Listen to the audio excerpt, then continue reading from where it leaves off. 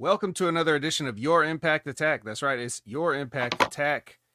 And it is the VBC once again returning to the internet airwaves for another show. Who is the VBC, you may ask? Well, I am the vet, Jamie Williams. With me, as always, my tag team partner, Brandon, as I reach through and make the hot tag. Yeesh. Coming in clean house, Brandon, save me while I go sell for 5 seconds on the apron and then tag back in pretty soon. What's going on? Oh yeah, doing a disco style, and you're Alex Wright. I'm disco in front, hit a hot tag, and then I step in, hit a big bump, and then start disco dancing. What's up, pal? What's going on? Of course, we've got the C in the VBC. The chat is here. We're a little bit early rocking and rolling, but I'm sure we'll have enough people to make a 4-horse people soon enough. Who do we have with us as we speak? Oh, yes, there it is. Perfect timing. All right, let's see. We got Javi Uchi. Always a pleasure to see you, man. We got Dulles. Always the best, pal. Then we got Lab Rat.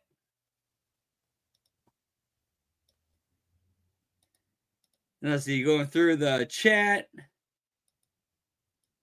Then we got Gam Wolfers, pal. I think that's a 4 horseman right there.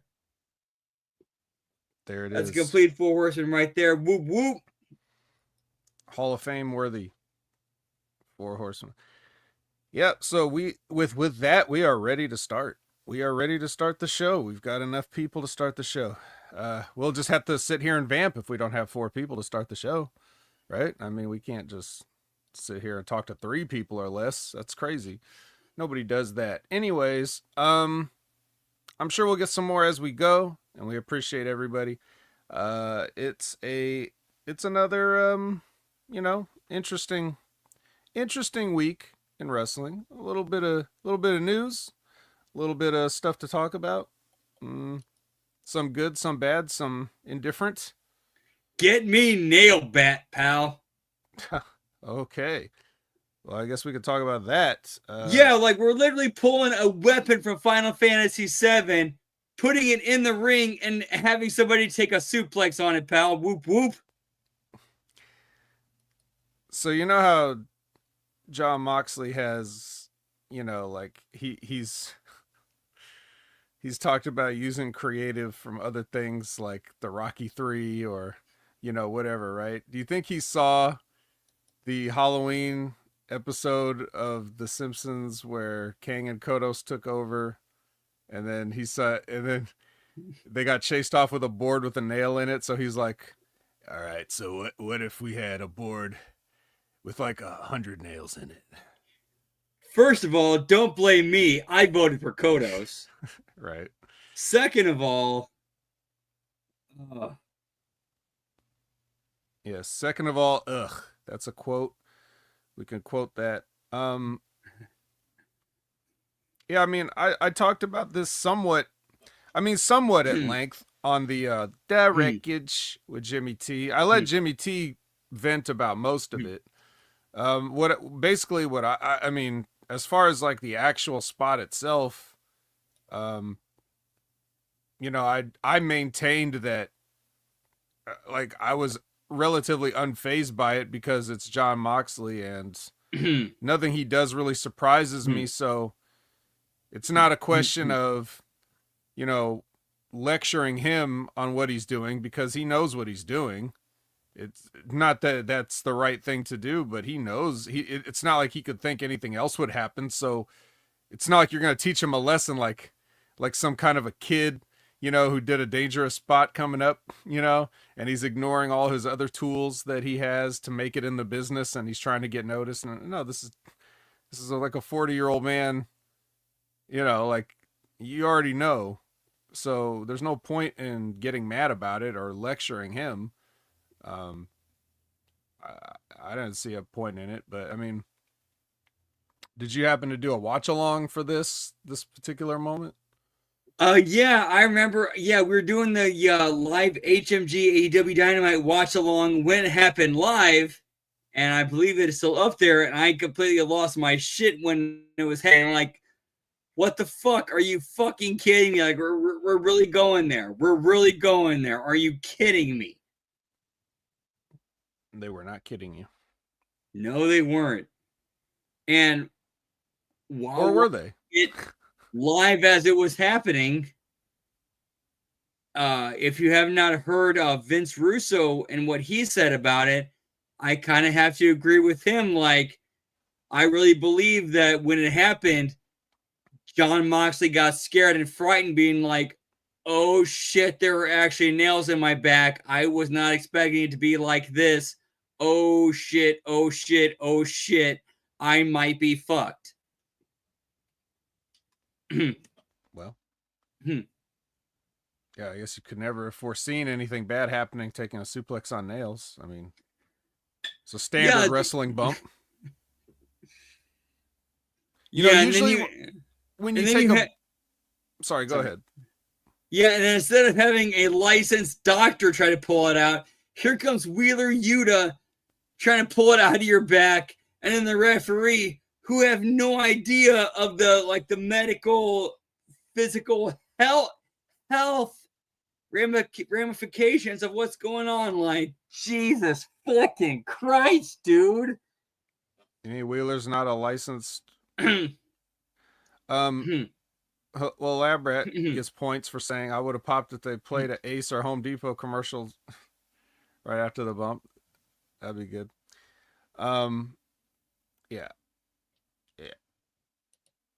Usually, I was gonna say, usually when you take the bump on nails, it's like an entire bed of nails.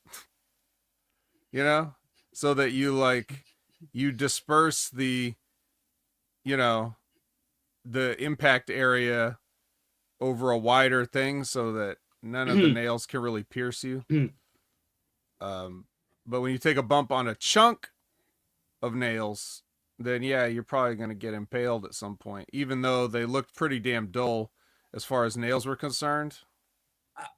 I will say this though, my opinion and my view of this might be a little bit skewed because I'm somebody who at least in my particular high school, when I was a freshman, I witnessed the whole thing of the high school,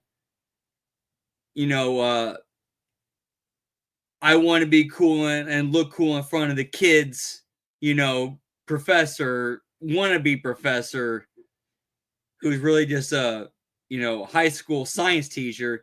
He does the whole thing of, I'm going to do the whole thing of, I'm going to have a bed of nails underneath me, a bed of nails on top of me, a balloon on top of that bed of nails, and put a bed of nails on top of that and have somebody hit with a sledgehammer to try to put over, like, the whole scientific thing of why this doesn't hurt me, because to make myself look like a badass, when really it's just science. But AEW doesn't really capture that anywhere near close to the actual science. I suppose not. But anyway, yeah, I mean, we've heard enough about... Everybody in the world has already weighed in with that. Let's talk about some other news. Interestingly or not, we have a couple of news items.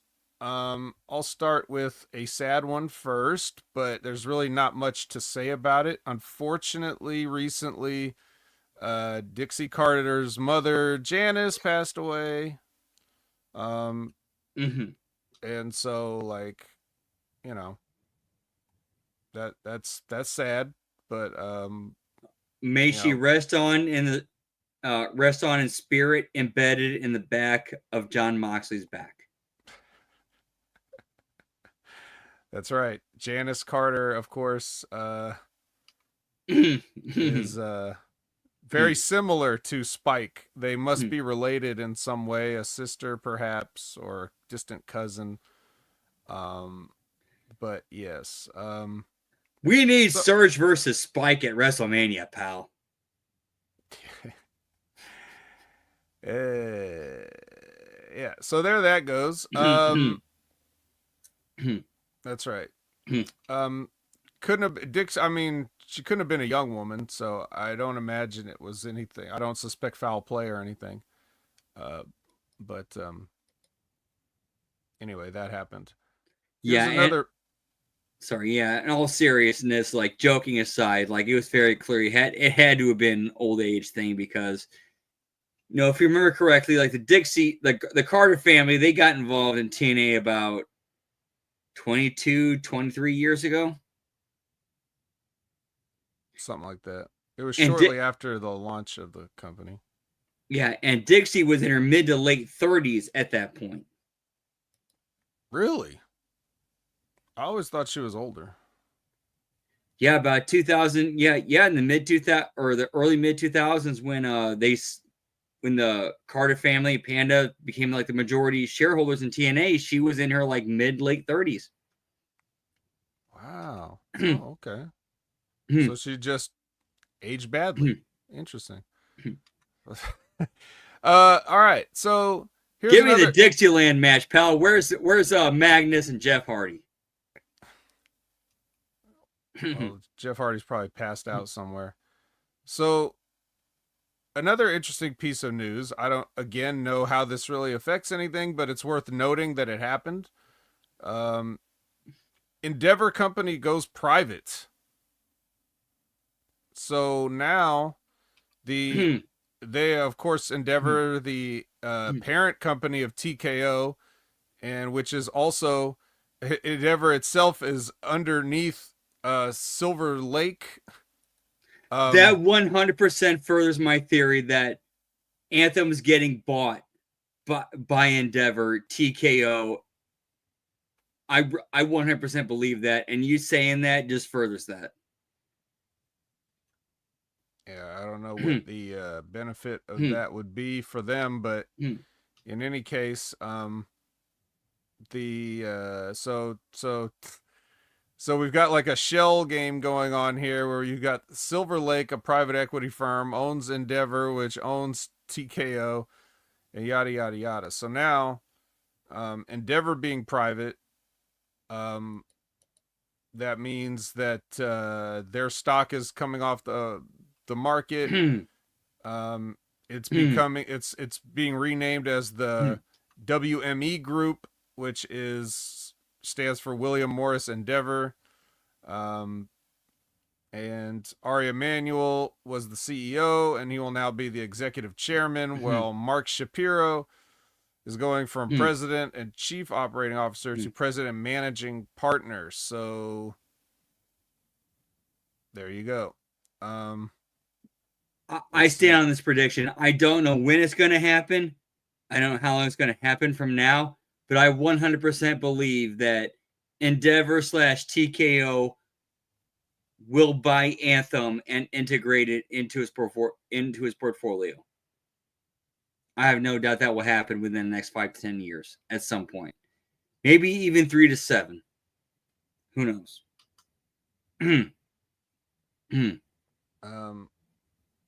Yeah, and for any statisticians out there, they want to know let's see, this was this cost, apparently it costs a lot to take it private, but the deal was, let's see, Endeavor is valued at $25 billion and there's trading at $27.50 per share. So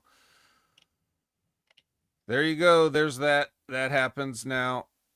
Like I said, I don't know what that means for us, but all it just says, as Liz points out, Endeavor doesn't have to disclose anything publicly, but TKO is still public, so I don't know, as far as like what we're going to be following up on as wrestling fans and stuff like that. I don't know. What that stock price decrease means is we're hitting a dip. Buy as much as you can now because it's about to spike in a few months, and you're going to get a huge return on your investment. All right, there you go. Again, that's my opinion, right. My belief. I'm not, a licensed consultant, investor, or whatever. That is. Sorry, I gotta say it because I don't want to get any illegal shit. Right. I was just gonna say that this is the Impact Attack is not a investment firm or allegedly. But, fun little piece of news just to note. And in other feel good news, I supposedly. Oh well. Before we move on, we'll just see what Liz says here. They will likely try to buy back TKO next. If the parent is private, they'll want their subsidiaries private as well. Dude, she just nailed it right there. Right there. Like, now, what was the? There was another piece of something here. Where was it? I lost it. It was that right now, as of right now, WME owns 59% of TKO. So they do have the majority ownership right now. But if they want to take it private, I don't know, maybe they can vote to do that. I don't know how it works as far as the majority. I don't know if they need to buy any more to take it private if they already have the majority. I don't know. Don't know how it works, but it doesn't matter. I think the ending of Mr. Deeds kind of did a pretty good job of explaining how that shit works. And then you had like the baby face coming in at the end, like, hey, I bought a few more shares to, outvote the majority at the last minute. I am very, very sneaky, sir. How about the $1 billion? Okay. Let's move off of that and let's go to a nice, happy piece of news. The Chris Bay benefit show for Future Stars of Wrestling happened this past Sunday. Everybody from every wrestling company came together to put on a nice benefit show. And of course, you guys may have seen clips going around. Chris Bay walking to the ring from the entrance, getting in the ring, sharing a nice moment with Cross, who, of course, those guys have a great relationship going back to their Future Stars of Wrestling days. And, yeah. So there you go. That's good to see. If you guys want to hear more about it, Chris Bay was on Chris Van Vliet. He's got a nice long interview talking about his whole process from the moment everything happened to the recovery to the rehab to everything, to his mindset, to everybody else and their efforts to, really support him and uplift him and all these things. So I recommend that if you guys are interested at all in Chris Bay and his journey, to go listen to that episode, which I did. Yeah, so we're very, and it's funny too, because I want to ask you, I want to get your thoughts on this, Brandon, and everybody else as well. Like, of course, being the mark that he is, Chris Van Vliet's going to ask questions like, do you ever see yourself getting in a wrestling ring again? Like, like coming back to wrestling, And of course, Chris Bay is going to say, never say never. And, all those things like that, which you're going to say no matter what you really think. But, just the first thing, well, my first reaction to almost anything that Chris Van Vliet says is cringe, but I actually did physically cringe thinking about like Chris Bay needing or feeling the need to ever be a wrestler again. It's the same thing that happened when Big E got hurt. I was just thinking, it was like people just already talking about him wrestling. I was like, what the fuck do you guys care if Big E ever gets back in a ring to have fake wrestling matches again? He's already cemented his place as somebody in this business. He can always contribute to the business without worrying about having some fake match and taking bumps and doing stuff that he doesn't need to do anymore. Like, he's already reached everything he needs to do. Now, maybe Chris Bay was never the WWE champion, but, that's my first thing, is just like, I hope you don't think that it's somehow necessary for you to get back in there and actually do that to be important to the wrestling business. Go ahead, Brandon. Chris Bay has reached a level where he should not have to worry about anything in his life being taken care of. Like, he is somebody who's reached a status and a level in the wrestling business where the brotherhood should have his back, and he doesn't have to worry about a damn thing. A damn thing. Yeah. That being said, if I always say I'm not going to tell somebody what they can or can't do or what they should or shouldn't do, and if that's a goal of his, then I think he does need to reach that goal. If it is, if it's his goal. But I was just commenting on, like, you know, that at this point anybody's even thinking about it. I'll put it to you like this: the Chris Bay benefit show. That's the only show that Disco Inferno was like, you know what? I'm actually gonna participate in this show, even though I'm technically retired, because it's Chris Bay. Also, it's in Las Vegas, so he doesn't have to make that much of an effort to go there. Well, and he made that known, but at the same time, it's like, well, yeah, but at the same time, it's for Chris Bay. This is the guy that when Conan is like trying to like hook up with him for events or something, he's just like, well, I gotta work.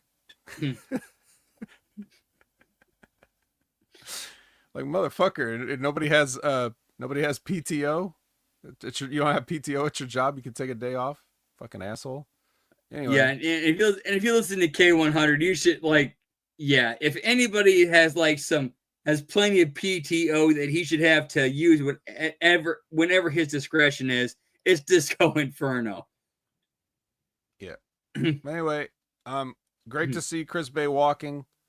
It's gonna be a long road to recovery, to full recovery, but I know he'll be able to do it. I mean, the fact that he showed up at the end of the show, you know, on his feet, looking good. I mean, that just show positive signs of, all right, he's on a good upward trajectory. We should see him back, but if not, you know what? At the very least, it looks like he's going to have a good, healthy life if he's not back in the ring. Yeah, he walked to the ring without any real aid or anything. He didn't have not even so much as a cane or anything. So that's good. Good to see. Good to see.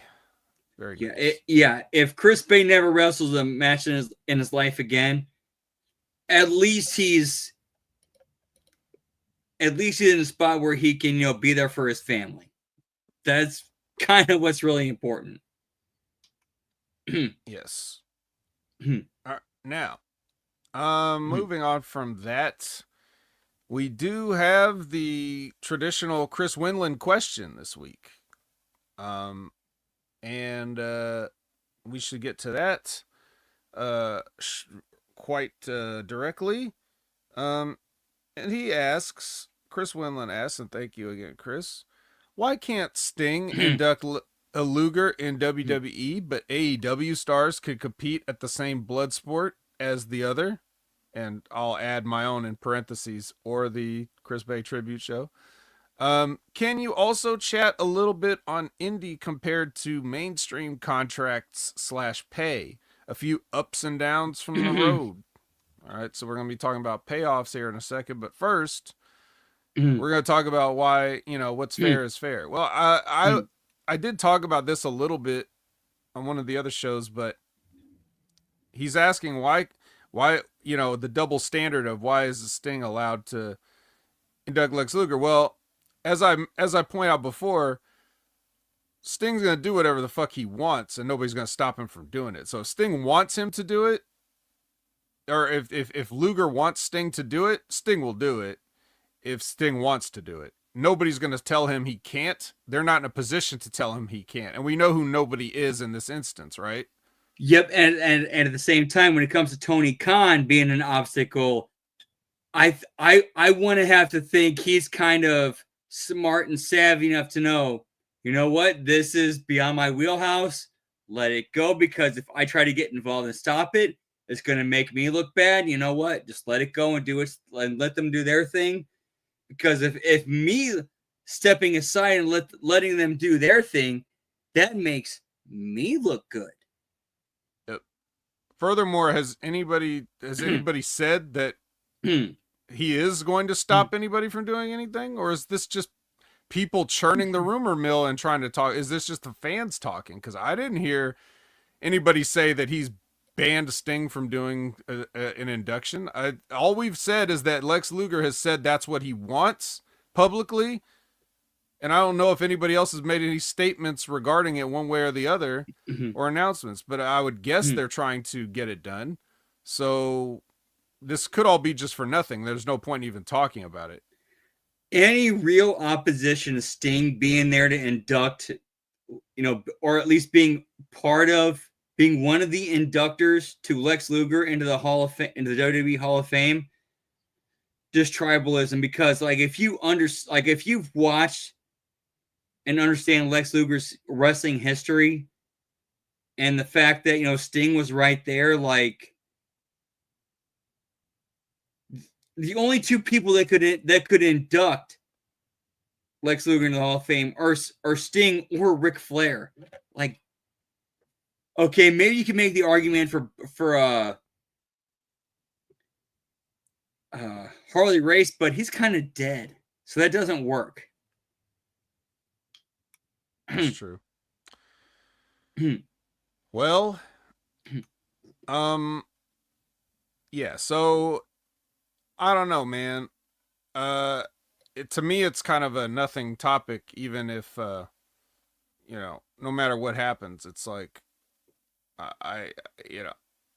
Oh, we live, pal. Whoop whoop. Thank you for joining us, Joseph. Yeet. Yeah. So yeah. Now, as for the indie pay versus the mainstream contracts pay. Okay, well, you just basically said it, Chris.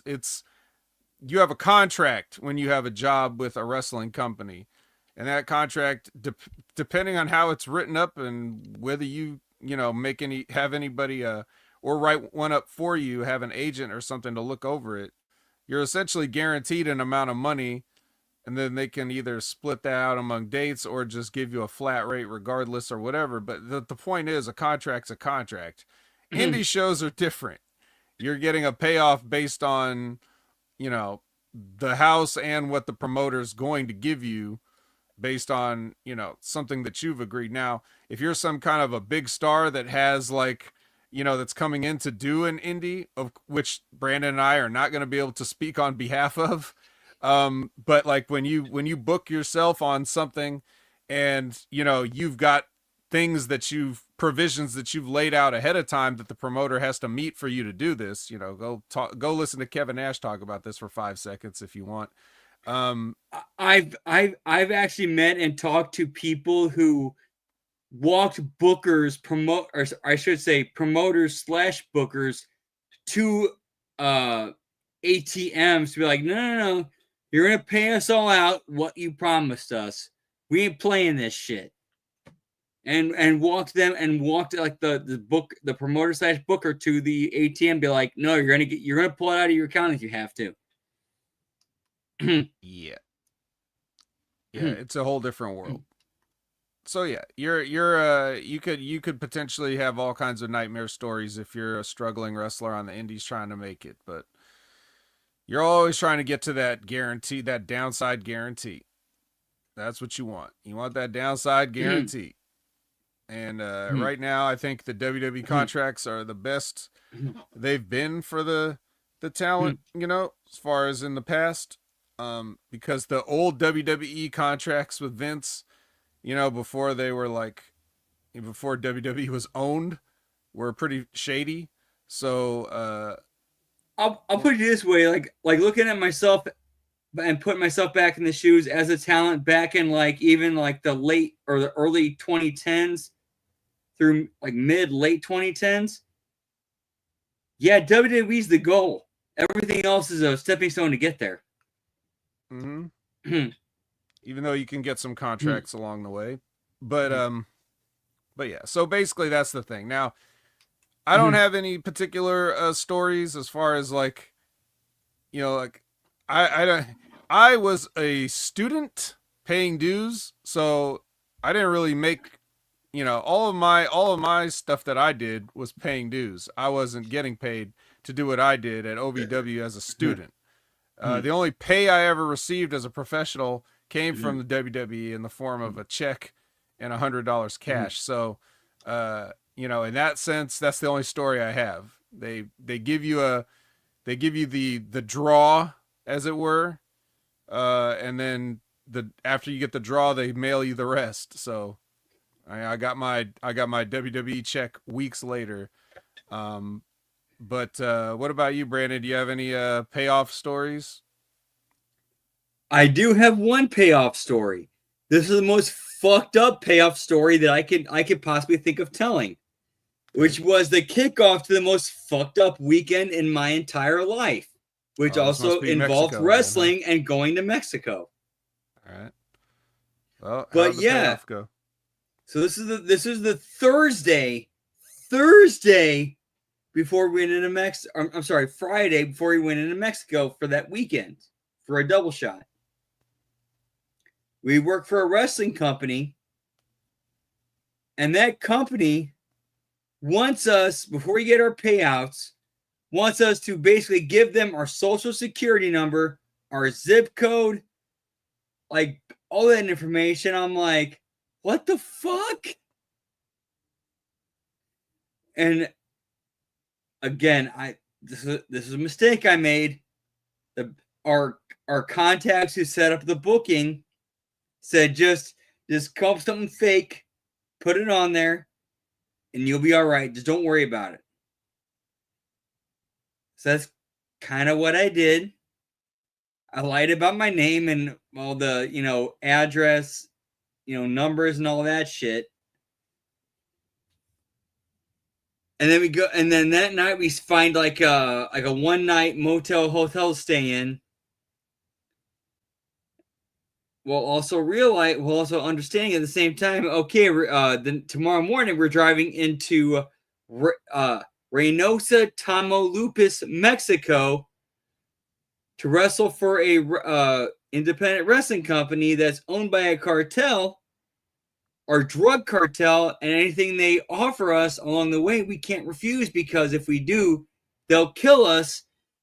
And the Wednesday or Thursday night beforehand in Texas, where we met up with our contact, he showed us a machete that was gifted to him by the cartel that had blood stains on it. So it's like, all right, we can't say no because they're actually fucking serious.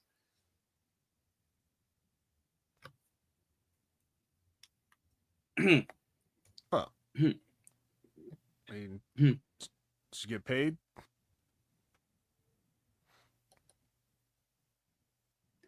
Allegedly, yeah. This is kind of Mexico politics law that's kind of melding in and getting involved in American. So it gets kind of messy there, pal. But you got paid though. I did get paid, yes. The problem is that because I was somebody who made the mistake of being polite and respectful and knowing my place in the business and not recognizing when I was being bullied and taken advantage of. And that was a situation where I was getting bullied and taken advantage of by somebody in our party who was a longtime veteran who saw, oh, Brandon, this is the guy who's paying all the trans and, all that. I'm going to take him for all he's worth. And I ended up losing money that weekend because of that son of a bitch. So if you're listening, Chewy Hernandez, fuck you, you son of a bitch. If I ever find you, I will pick up whatever weapon I can have and beat the fucking fuck out of you for what you did to me that weekend, you son of a bitch. Maybe Spike is gonna make another appearance pretty soon. Oh, dude, what John Moxley's reaction to getting beaten like that? It'll look like John Moxley be like, fuck, man, I wish I would. I'm glad I'm glad I took a nail bat to the back because after what this guy did to you, after what you did to him. Yep. And as Gam points out, no relation to Big Ray. Let's make that clear. Jimmy T. Yeah, no relation to Big Ray. Big Ray's good people. I fucking love Big Ray. I would die for Big Ray. This other guy, fuck him. I would kill to fuck this guy over. Big Ray Hernandez, I would die to protect him. All right, hey, calm down. Don't die for Big Ray now. Maybe take a nail bat for him, but don't die. That's a little much. Okay, I would take a Moxley nail bat for Big Ray. Okay. Yeah. But yeah. So, any case, there you go, Chris. There's your answer. That's probably just as much or more than you bargained for. So thanks for the question. Sorry. Yeah, that was a traumatizing period in my life. I apologize. I'm sorry. Oh, understandable.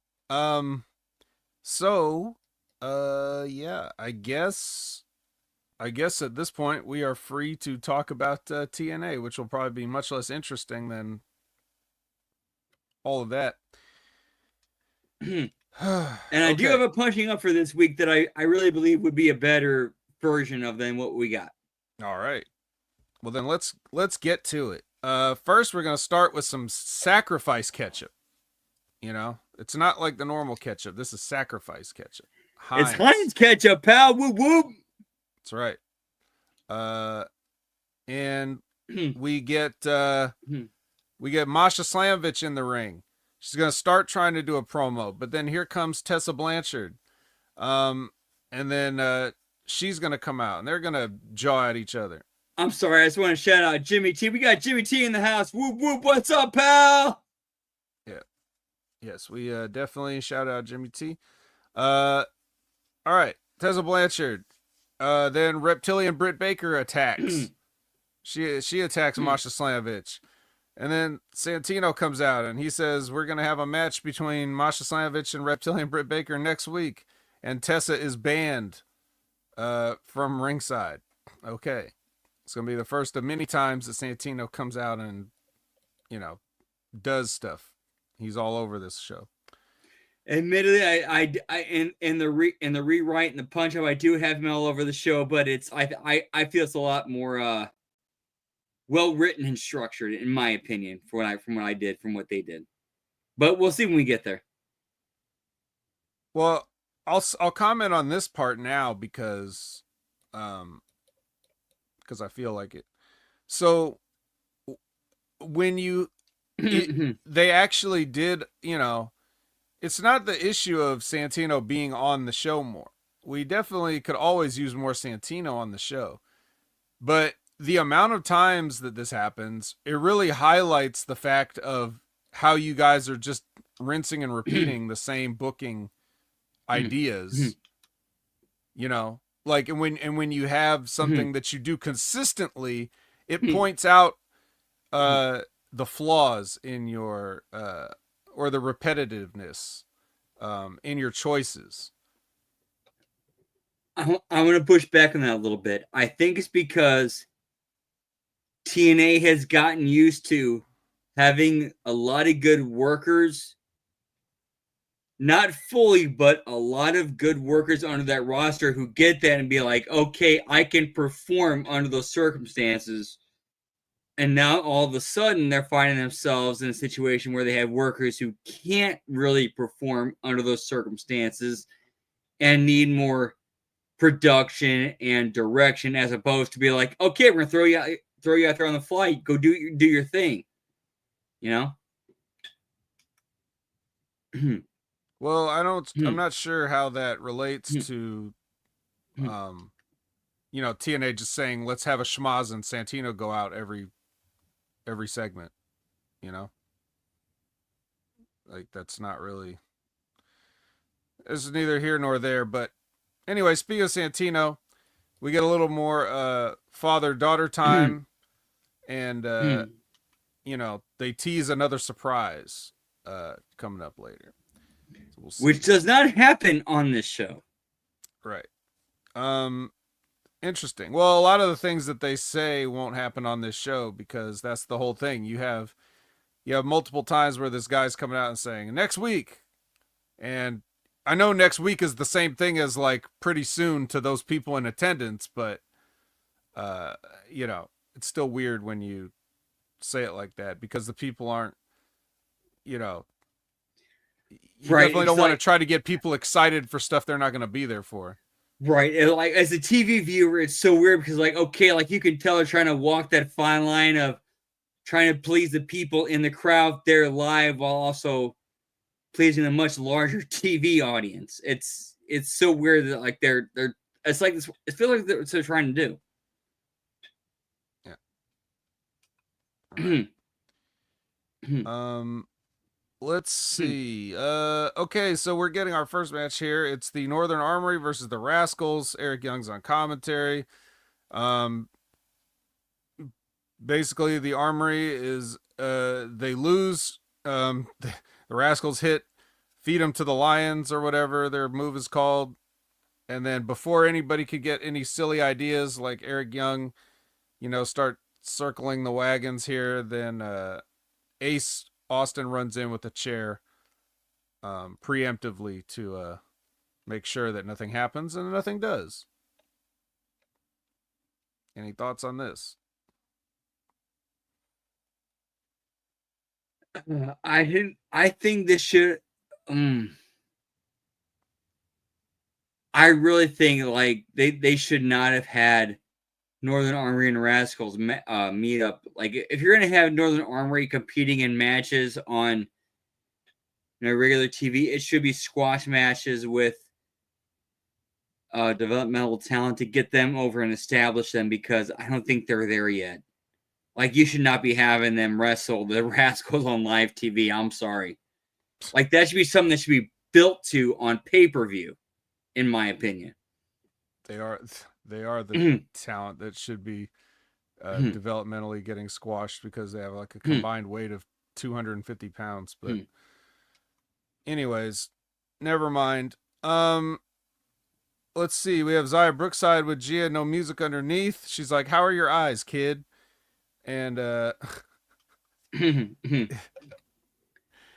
well, I'd say this, my eyes are fucked. I don't know how many drinks I'm in. Whoop whoop. right. So and she's like, "Well, why? Yeah, why'd you? How are your eyes? Why'd you use a chain?" And then Rosemary comes on the TV screen and she's like, "Meet us in the ring, whoever us is."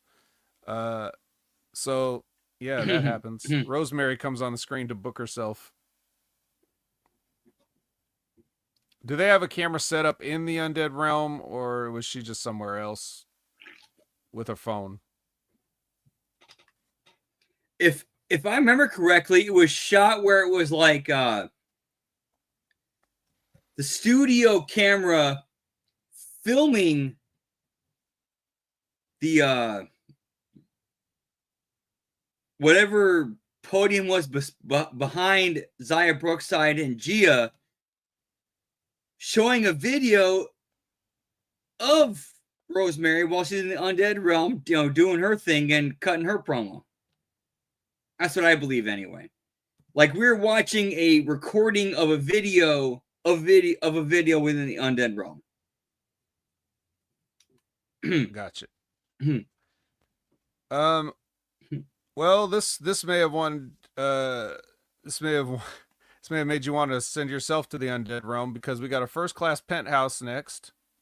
Oh, and we do clear a little bit of this up in the punching up this week.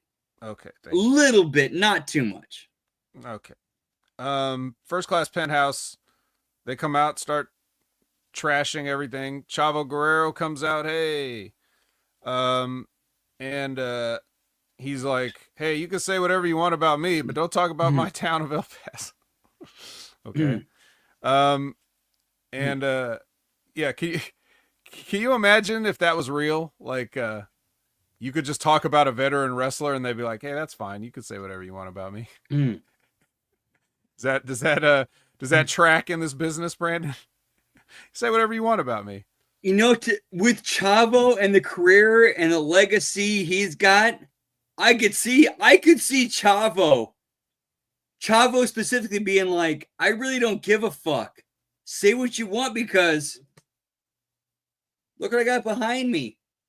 Nothing you could say means shit. That has never stopped a wrestler from big dogging anybody.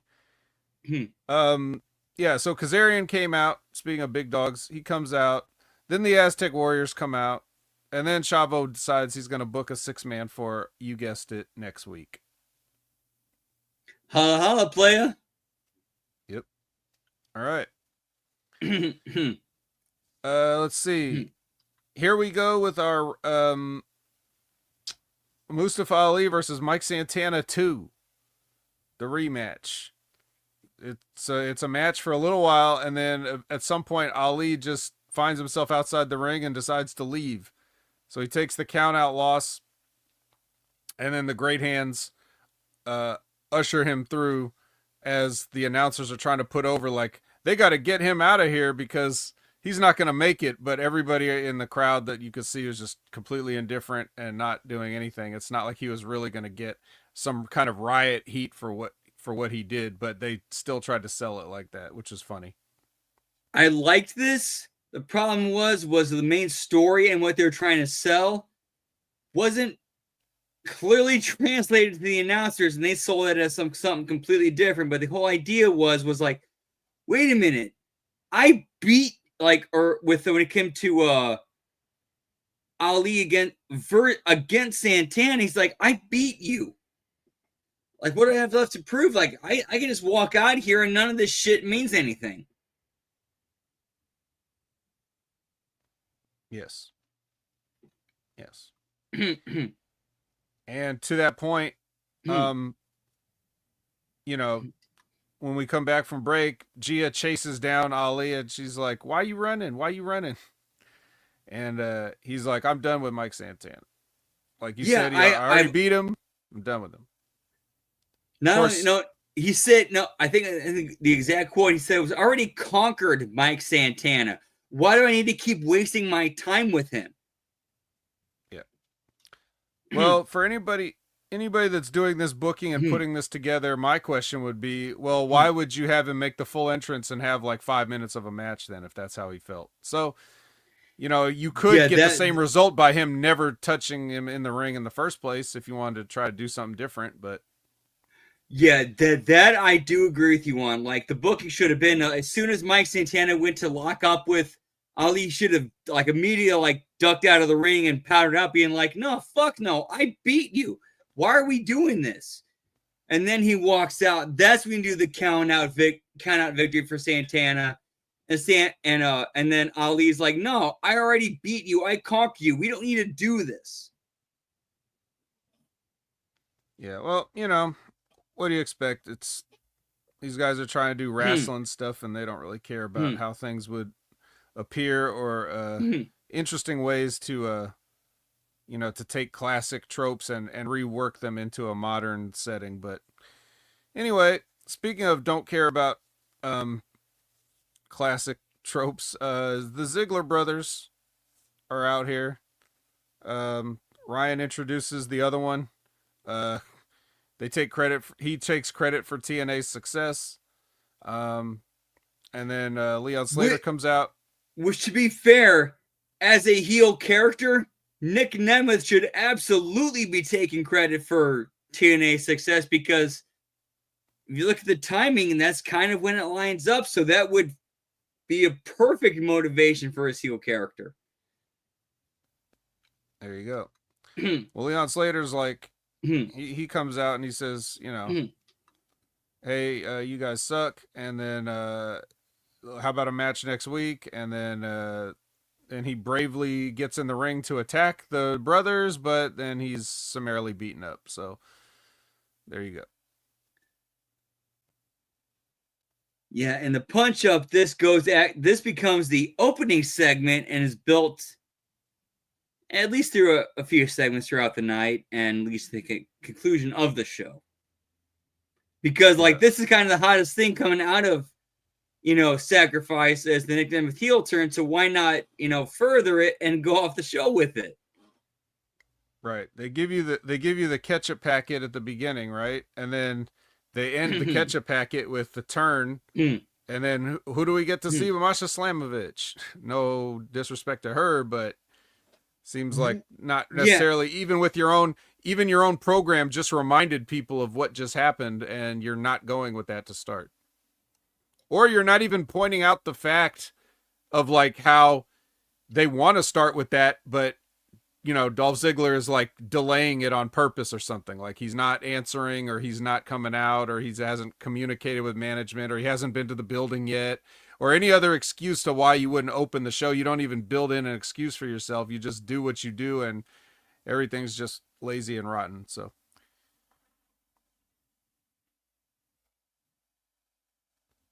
Mm, Rosemary and Savannah. It's Savannah Evans. She's a demon now. I'll put it to you this way. I think my punching up this week, I think you would like it better than what we got this week.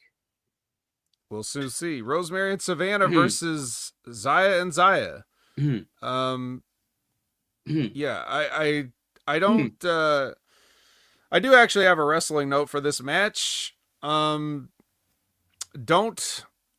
have the bigger person in the match take the comeback. Just don't do it. The bigger person should not be bumping and feeding. If you have somebody like Rosemary, I'm sorry, that should be the person that's taking the bumps or whatever when you make the hot tag. Don't make Savannah do it. She's not good at it, and you wouldn't, even if she was good at it, she shouldn't be doing it because that's not the story you want to tell. Anyways, Rosemary is like the methodical, get in your head, dominating, and then all of a sudden she hits her signature move, pins you heel. That's who she is. And she's also the person that started to use the mist on people, but with varying degrees of success in every sense of the word, because she goes to mist and she accidentally hits Evans when one of the Zayas ducks out of the way, and she hits Evans right in the mouth, but Evans has to sell it like she's blind, and then she takes the Thunderstruck from Lei Ying Lee Zaya and gets beat. So you could have done the same thing where if Rosemary's the legal person, she could have spit on spit on Savannah, and Savannah like takes a bump through the ropes or something, and while she goes to look after Savannah like, oh my god, then when she turns back around, then Lee is right there with the Thunderstruck and beats Rosemary. That's how it should have went. They didn't do that. They did a stupider version, but whatever, either way. I would suggest practicing that mist, like practice it a little bit. Go home in the shower, start spitting on the wall, just practice, make sure you can actually get a mist and make sure you can actually hit where you're aiming so that it looks good on television. Well, I'm saying this because I completely forgot their names, and I apologize, but I will say this. The two Australian-born Japanese female wrestlers, the best way you can go with that, in my opinion, with that storyline is do the thing with how the one wrestler wasn't able to win the title without the assistance of Lei Ying Lee. And you just kind of build from there, wherever conclusion they want to go to. Which I believe, I think is going to be with the babyface going over because it's WWE, You're saying Australian-born who the hell are you talking about? Yeah, Australian-born Japanese people. That could apply to anybody, pal. Like if you really look at it, look like that could apply to anyone. Sounds like it would apply to very specific people.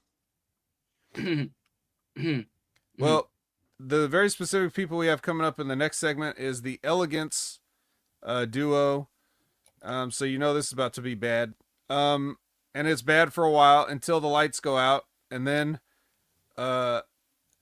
you have the Meta Girls coming out, You have Spitfire coming out. Then you have Dark Paxum and Gigi coming out. Then you have Santino coming out. Then you have the Meta Girls tossing security out of the ring. And then Santino wants to make a match between Dark Paxum and Gigi versus Ash by Elegance, but he's trying to ban people from ringside, but he's too scared to ban the Meta Girls from ringside, so his daughter has to come out and ban them from ringside for him for next week's match. Man, after watching this, I gotta believe that the TNA Knockouts Tag Team Championships are now basically the same, or kind of like the AAA version of the WWE Women's Tag Team Championships, where they could be defended against defended across Raw and SmackDown, much like how these titles are defended against or across TNA and NXT, but just like at a lower level. Well, that would be a thing. I mean, there's only so many women's tag teams, and I think you could share a belt set between federations for sure. You could also I don't have a transition for this. It's Mance Warner versus Magno, some guy named Magno. I don't know. He's a masked wrestler from apparently the area, but it could just be anybody. Get me Magneto, pal. Yeah, I wish. Instead, Mance Warner makes a big show of pulling down his knee pads to hit his running thigh slap finisher on this guy. It doesn't take long, so that's good. But there's no follow-up. All they do is do this to get him a strong win, and then they talk about how he beat Sami Callihan, who's a former TNA champion. So, hey, all right. And then we get a Burt Macklin vignette with music underneath and green lighting. # turn off the lights. He basically takes a while to just say, "I'm not joining your stupid little group, Eric," which nobody thought he was. So, anyway, they continue that drama, and then we get our main event, which is the Fat System with Lish versus Elijah and Joe, the duet. It's a match.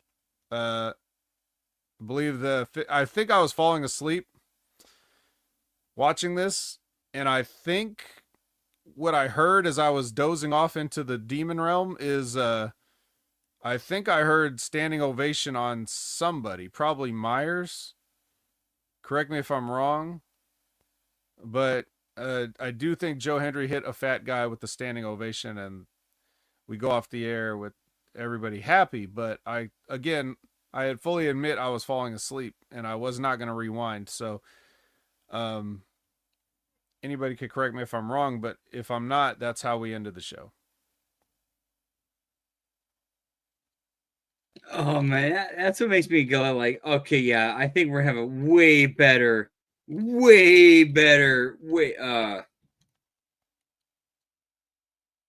punch up. Yeet. Whoop. All right, well, without any further ado, let's punch this shit up because this sucked. Alrighty, let's go. Mooseless piece of trash show. Oh, dude, we got Moose. Yeah, I made sure to include Moose on this one. Whoop, whoop. Let me scroll up here. All right, so yeah, we got the recap ketchup packets. Let me pull it up. Oh, that's taco sauce. Here we go. That's pretty good too. Jack in the Box. We're going to assume it's Heinz. Whoop, whoop, yeet, yeet. Can only hope. So you go to the recap ketchup packet, which is 2 minutes. Then you go to the intro pyro and ballyhoo, which is 1 minute. Announce table, 2 minutes. rundown card for tonight, talk about recent events, and give their thoughts. They go to an in-ring. Again, this is a different impact than one we got. We open up the show with an in-ring of Nick and Ryan Nemeth.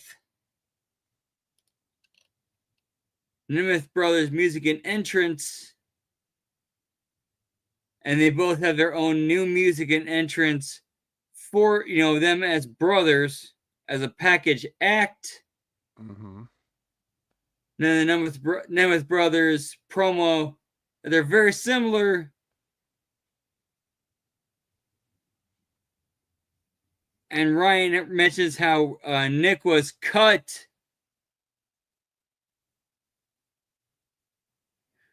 from the sacrifice main event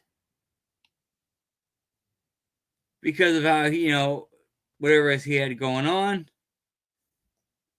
And then insufferable douchebag. Yeah, exactly. And he starts going on for a little bit before Leon Slater cuts him off. Leon Slater music and entrance with a chair. Leon cuts a promo about how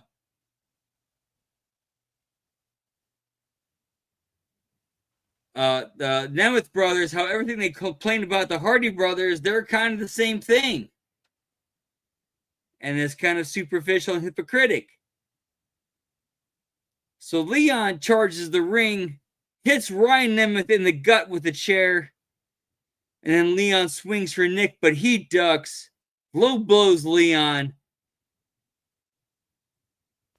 Which causes him to drop the chair. Nick picks it up. And then Nick starts walloping him with it. Him and Ryan are on top. And then Nick's music starts playing.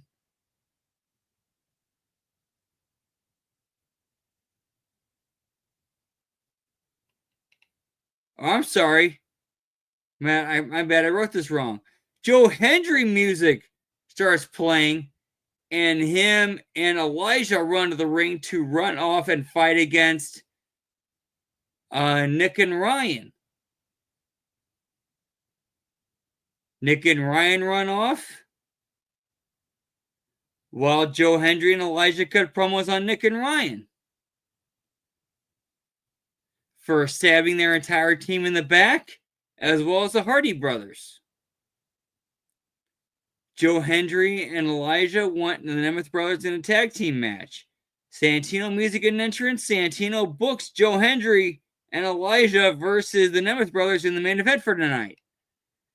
And then both teams start brawling, and chaos ensues before Santino calls for security to break it up and go into first commercial break.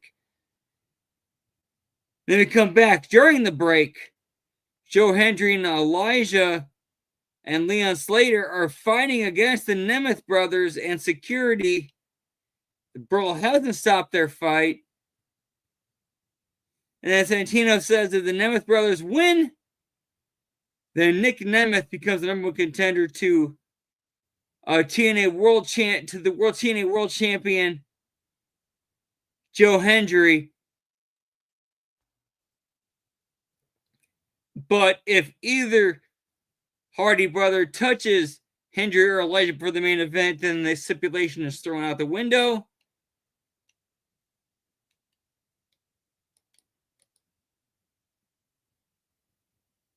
Yeah, sorry, lots of stipulations here, pal.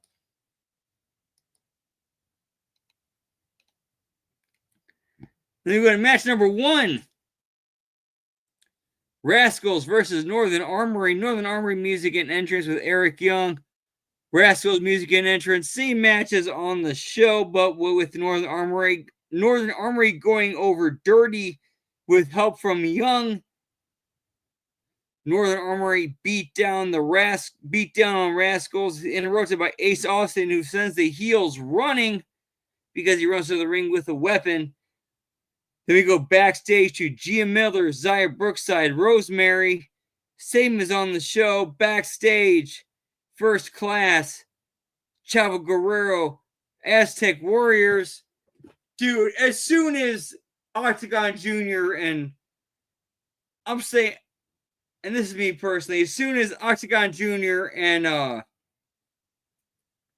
Laredo Kid started teaming up and referring to themselves as the Aztec Warriors, all I could think of was, you remember from next Friday, Aztec Warrior, let me show you my Aztec Warrior. That's all I could think of. I'm sorry.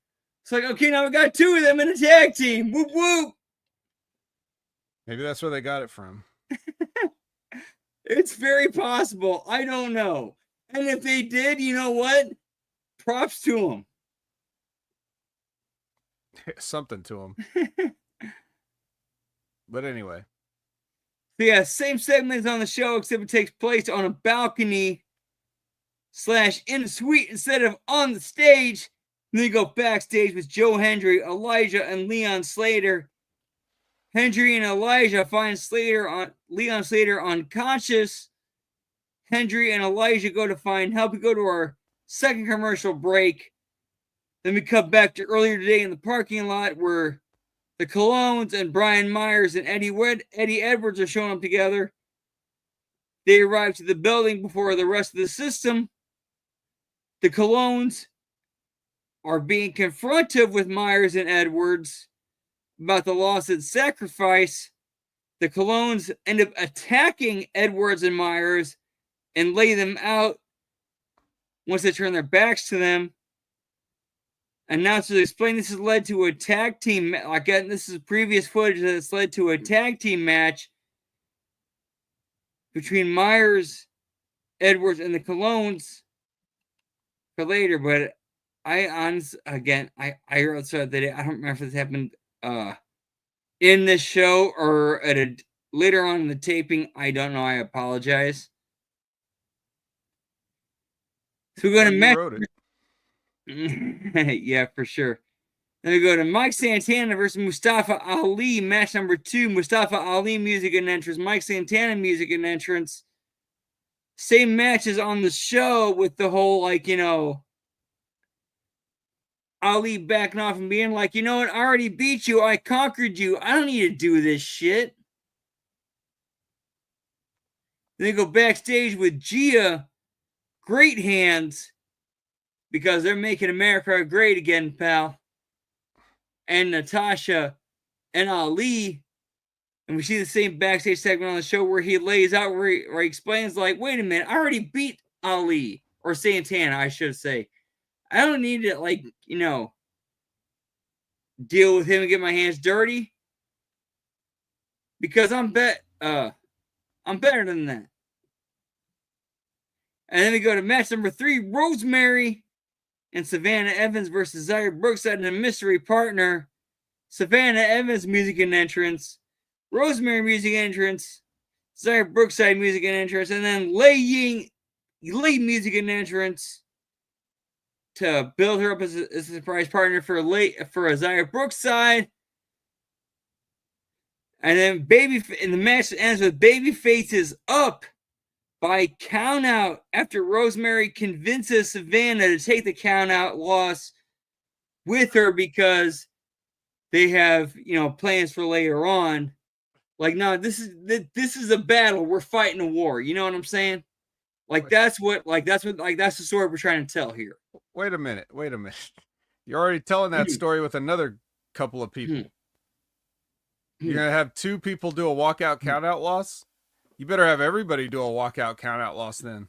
You might as well make this the walkout countout loss Impact episode. It's TNA, pal. They don't know any better. No, that's not TNA. This is you. You wrote this. I'm working within their framework. Oh, all right. Well, they only did one, so.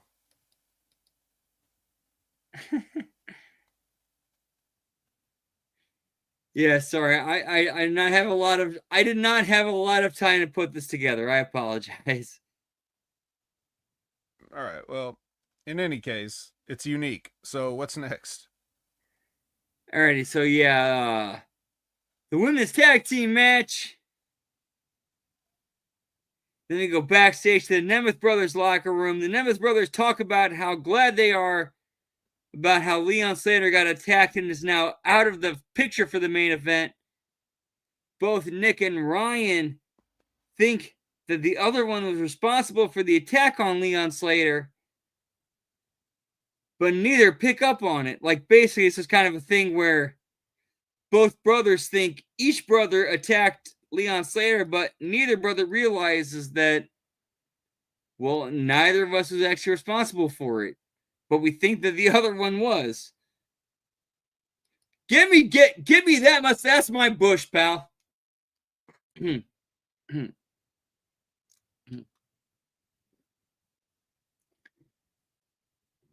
Oh, so you go to our third commercial break.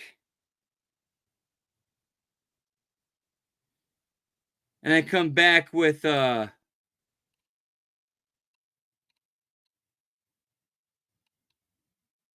I'm sorry, guys.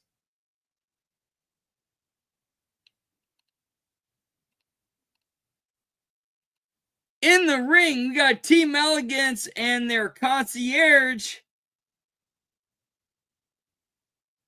along with Jackson and Jakara Lash Legend and Jakara Jakara Jackson Spitfire, Gigi Dolan and Tatum Paxley. Whoop whoop.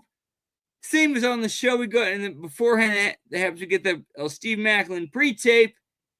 That's the same as on the show. We go to the end ring. Masha Slamovich, music and entrance. Same promos on the show. Tessa Blanchard, music and entrance. Same promos on the show. Shit, I fucked this up. I'm sorry. Shit, yeah, my and that's it with JC Jane and Tag. Yeah, my bad. I fucked this up. And then Nash. Yeah, we'll fix this later. Then we go to match number 4. Mango versus Mance Warner. Mango is already in the ring. Mance Warner, music and entrance with Steph DeLander.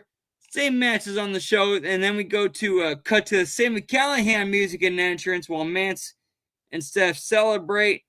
Sammy Callahan puts over Mance for beating him at Sacrifice and says that the war is not over. Sammy tells Mance to find something that he can fight against the monster that he's remembered. A voice begins playing that heavily implies, very heavily implies, that Sammy Callahan has recruited Abyss, which we can do with the WWE TNA, NXT crossover.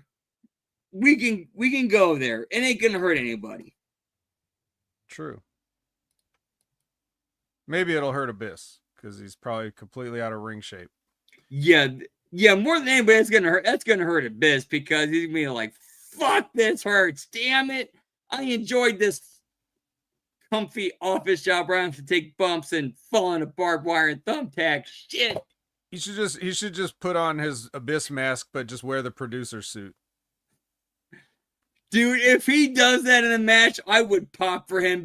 I would pop for that because, like, that level of self-awareness, you don't see that in the wrestling bubble. You don't. Right.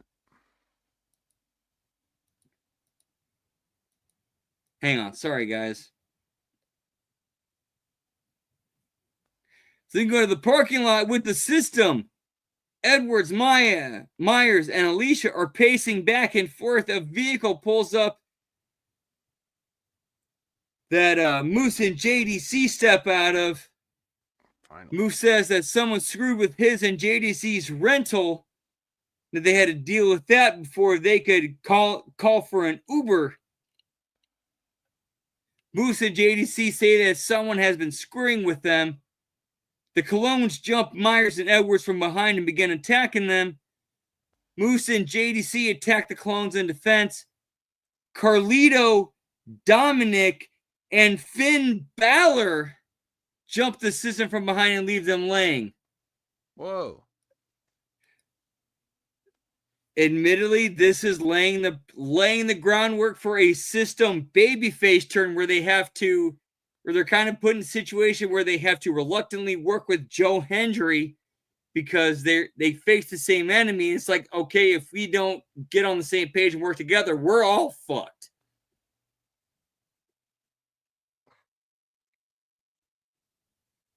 Interesting.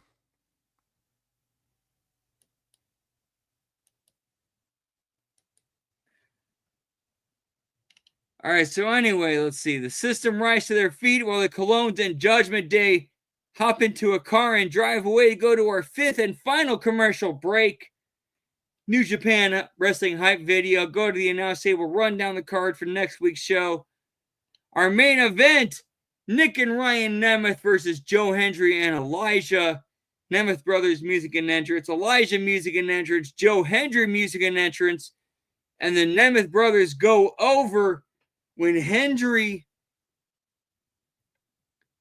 holds Nick for Elijah to smash guitar over his head. Nick ducks, and Hendry takes a guitar shot. Ryan shit cans Elijah while Nick pins Joe Hendry. Nemeth Brothers beat down Joe Hendry and Elijah after the match. Leon Slater out to help, clearly hurt. Leon helps out, helps put up a fight before he too gets beaten down. Show goes off the air with the Nemeth Brothers standing tall over Joe Hendry, Elijah, and Leon Slater. Whoop, whoop. All right. There it was. Well, there were some issues solved and some issues were raised with that punching up Impact. So again, like that's why if I put together a creative team, I would want you to be a part of it, because whatever shit I come up with, I want to run through your filter, be like, yeah, you know what, you're right. We need to adjust this and fix this to make that make sense. well, I can only guarantee you that I would not wait until that afternoon to rip it up. I would definitely give you advance time, but I believe that we've given you guys enough time for tonight, and we will let you get back to your regularly scheduled duties on a Monday night, whatever those may be. And we thank you for being here. But Brandon, tell the people where they can find you. What do you got going on this week? As always, you can catch me on Twitter, or as the kids call it these days, the X, on LG Brandon Whoop. Most of what I'm posting is, good morning greetings, shouting people, shouting out, and then promoting the HMG shows. But yeah, that's where I'm at. See, what do we got this week? Tomorrow night, we got a very late start of an NXT watch along, which will start as soon as the A show goes off the air. And then, of course, Wednesday, we got the AEW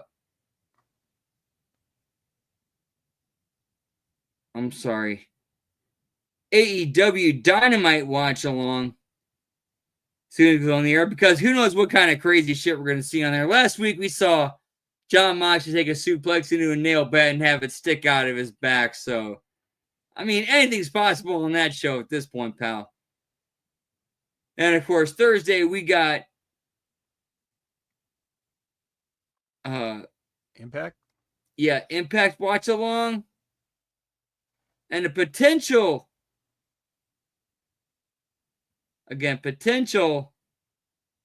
Twitch stream, twitch.tv/LG Brandon Whoop Whoop. The Twitch flexible schedule is very flexible, except for on Wednesday nights. We're always running every Wednesday night as soon as the HMG AEW watch along goes off the air. Well, not really as soon as. We take about a 15-20 minute break in between. Let everybody get settled, take a break, whatever it is. Whoop whoop yeet yeet. And then Friday, of course, we got Friday Locker Room, SmackDown, HMG SmackDown Live watch along. And I think this Saturday, it's looking at my work schedule, looking at the HMG schedule, I think we're doing HMG After Dark Block Party this weekend. Yeet yeet. So as far as that goes, I think that's all I got to say is until next week with the Raw Watch Along continuation, Impact Attack. What you got, Vet? Well, you know me, Ad Opinion Haver everywhere on all your favorite social media platforms. You can find me every Wednesday at 8 a.m. Pacific, 11 a.m. Eastern for the Next Level Wrestling Review of Big Ray Hernandez. No relation again to Chewy Hernandez, who is going to get a nail bat if Brandon ever sees you again. You definitely Uncle Ruckus, no relation. Yeah, you definitely got Jimmy T if he's still here. He will also agree that Wreckage is a place to be on Sunday mornings at 8 a.m. Pacific, 11 a.m. Eastern to talk about AEW, where guys get hits with nail bats. If you want to look at outside of HMG for anything, you're going to want to check out Wrestling with Rogers every Friday at their concrete time, or at least this week, a concrete time of 9 a.m. Pacific, noon Eastern, because we've got the legendary Rob Van Dam stopping in for the Wrestling with Rip Rogers.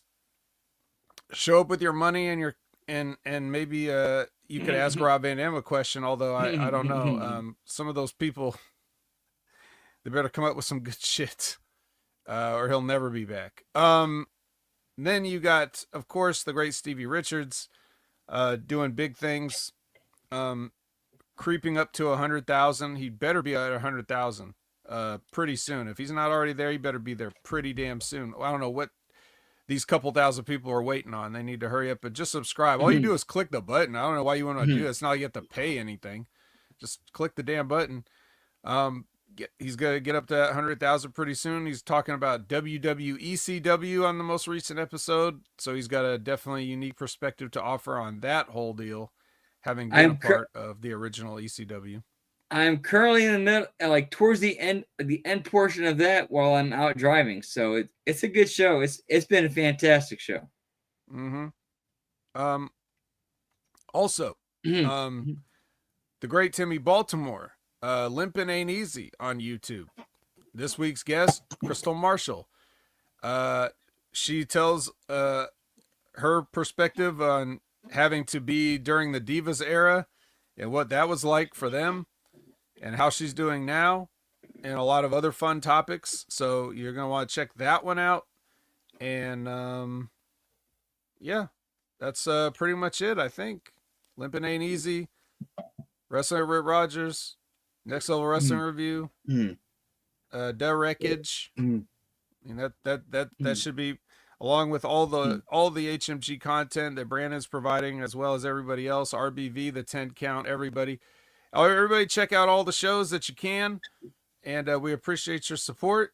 And so for Brandon, I'm the Vet, and I don't have a sign-off line.